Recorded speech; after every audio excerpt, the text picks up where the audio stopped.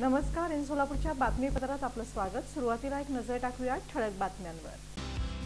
या हेडलाईन्सचे प्रायोजक आहेत सोलापुरातील नावाजलेले 7 हिल्स मेन्सवेअर अँड कलेक्शन.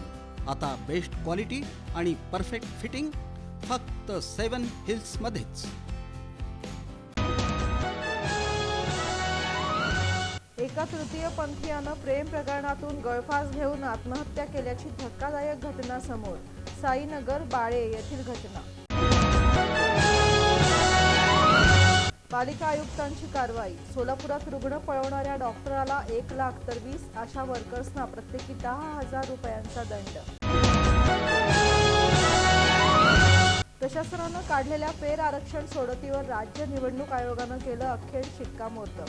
महापालिका सार्वत्रिक निवडणुकीसाठी.